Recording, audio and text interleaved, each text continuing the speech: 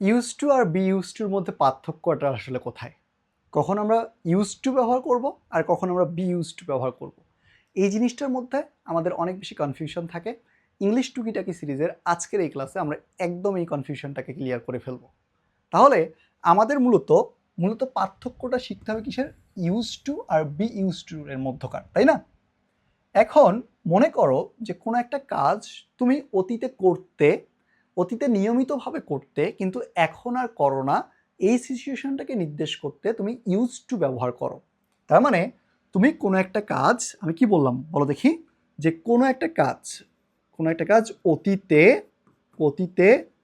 করতে, কিন্তু এখন করো না এমন নির্দেশ করতে তুমি কি ব্যবহার করো বলো দেখি? ইউজ টু ব্যবহার করবা। ঠিক আছে? তাহলে কোনো একটা কাজ অতীতে করতে এখন করো না, সেই কাজটাকে নির্দেশ করতে তুমি ইউজ টু ব্যবহার করবে। আর তুমি কোনো একটা কাজ করতে অভ্যস্ত, ঠিক আছে, এমন বোঝানোর ক্ষেত্রে তুমি বি ইউজ টু ব্যবহার করবে। ঠিক আছে? তাহলে অতীতে কোনো একটা কাজ করতে, নিয়মিতভাবে করতে, কিন্তু এখন করো না, এমন নির্দেশ করতে তোমাকে ইউজ টু ব্যবহার করতে হয়। আর অতীতে কোনো একটা কাজ করতে এখনও করো, তুমি এখনও করে যাচ্ছ, বর্তমানেও সেই কাজটা করতে তুমি অভ্যস্ত, সেক্ষেত্রে তুমি বি ইউজ টু ব্যবহার করবে। ঠিক আছে? তাহলে এবার তোমাকে এই দুইটার গ্রামাটিক্যাল স্ট্রাকচারটা একটু মনে রাখতে হবে। এই যে ইউজ টু এর পরবর্তীতে তোমাকে সবসময় ভার্বের বেস ফর্ম বসাতে হয়, তার কারণ এটা একটা মডেল অক্সিলারি ভার্ব। আর যদি বি ইউজ টু থাকে, তার মানে am is are was were plus use to যদি থাকে, তাহলে তোমাকে তারপরে ভার্বের সঙ্গে আইএনজি বসাতে হয়। ঠিক আছে? এই জায়গাটুকু তোমাকে খেয়াল রাখতে হবে। তাহলে দেখো, আমি একটা উদাহরণের মাধ্যমে তোমাকে দেখাই। এখানে বলা আছে কি? I use to walk in the morning. এই যে বলা আছে I use to walk in the morning, তার মানে আমি অতীতে নিয়মিত কি করতাম বলো দেখি? যে হচ্ছে সকালবেলা হাঁটতাম, কিন্তু এখন হাঁটি না। এবার পরের সেন্টেন্সটা খেয়াল করো, বলা আছে যে I am use to walking in the morning, তার মানে আমি সকালে হাঁটতে অভ্যস্ত, আমি এখনো সকালে হাঁটি, আগেও হাঁটতাম, এখনো হাঁটি। তার মানে তুমি কোনো একটা কাজ করতে আগে, এখন করো না, এমন অর্থে তুমি ইউজ টু ব্যবহার করবা। আর তুমি এখনো কোনো একটা কাজ করতে অভ্যস্ত, এমন বোঝাতে তুমি বি ইউজ টু ব্যবহার করবা। বিভিন্ন বিশ্ববিদ্যালয়ের ভর্তি পরীক্ষাতে এটা থেকে প্রতিবার অনেক অনেক অনেক কোশ্চেন এসেছে। চলো কয়েকটা ইউনিভার্সিটি কোশ্চেন সলভ করে ফেলি। দেখো, যেমন ঢাকা বিশ্ববিদ্যালয়ের ভর্তি পরীক্ষায় 2011-12 সেশনে একটা প্রশ্ন এসেছিল, বলা আছে we are use to dash on the left in Bangladesh.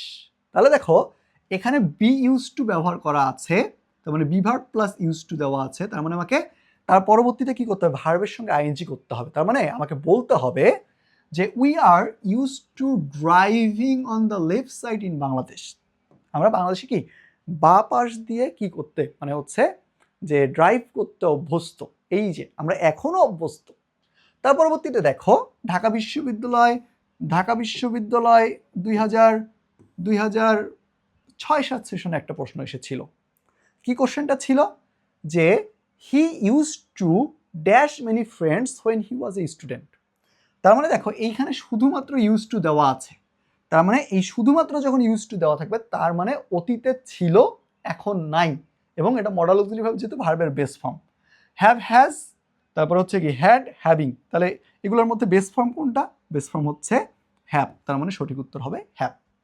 আবার দেখো, I am use to dash hard, I don't mind it. এবার দেখো আবার কি বলা আছে এখানে?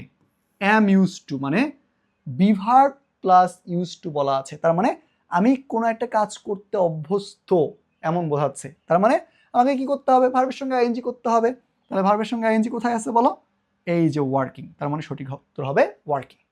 তার পরবর্তীতে দেখো, এই যে রাজশাহী বিশ্ববিদ্যালয়ে 19-20 সেশনে চলে এসেছে আবার একটা কোশ্চেন, এটা ছিল জাহাঙ্গীরনগর বিশ্ববিদ্যালয়ে। তার পরবর্তীতে কি বলা আছে? My mother dash wake up early in the morning. তাহলে বলা আছে ইজ ইউজ টু ওয়েক। তাহলে তুমি একটু ভার্বের পরে খেয়াল করো কি বলা আছে? ভার্বের বেস ফর্ম দেওয়া আছে, তার মানে আমাকে ইউজ টু ব্যবহার করতে হবে শুধুমাত্র। তাহলে অপশনে কোথায় ইউজ টু আছে? এই যে 2 নম্বর অপশনে ইউজ টু দেওয়া আছে। তার মানে my mother use to wake up early in the morning, আগে উঠতেন এখন ওঠেন না, হয়তো শরীর খারাপের কারণে বা অন্য কোনো কারণে। ঠিক আছে, তার পরবর্তীতে খেয়াল করো, as a children he dash cry a lot. তাহলে দেখো এইখানে বলা আছে কি, অ্যাজ এ চিলড্রেন, একজন শিশু হিসেবে, হি ড্যাশ ক্রাই এ লট। তাহলে বলছে হি ইজ, এই যে ভার্বটার দিকে খেয়াল করো, ভার্বটা কি দেওয়া আছে? ভার্বের বেস ফর্ম, তার মানে আমাকে ইউজ টু ব্যবহার করতে হবে। তাহলে দেখো কি বলা আছে, is use to, goat use to, তারপরে হচ্ছে ইউজ টু ক্রাইং। তাহলে দেখো দুইটা এইখানে বলা আছে ইউজ টু আর হচ্ছে use to crying. Use to crying তো কখনো হয় না, তার মানে এটা তো ভুল। তার মানে শুধুমাত্র যেহেতু ভার্বের বেস ফর্ম দেওয়া আছে, শুধুমাত্র আমাকে ইউজ টু ব্যবহার করতে হবে। তাহলে দেখো আমি যে তোমাকে টুকটাক ইংলিশগুলো শেখাচ্ছি, সেই ইংলিশগুলো কিন্তু তোমার জন্য বেসিককে মজবুত করবে, তোমার একাডেমিককে যেমন ইনরিচ করবে, পাশাপাশি তোমাকে বিশ্ববিদ্যালয়ের ভর্তিযুদ্ধে এগিয়ে রাখবে। এমন টুকটাক ইংলিশ শিখতে অবশ্যই ইংলিশ টুকিটাকি সিরিজের ভিডিওগুলো তোমাকে দেখতে হবে, আমাদের সাথেই থাকতে হবে। আসসালামু আলাইকুম সবাইকে। যদি ক্লাসটা ভালো লেগে থাকে তুমি একটু শেয়ার করে দিয়ে রাখতে পারো।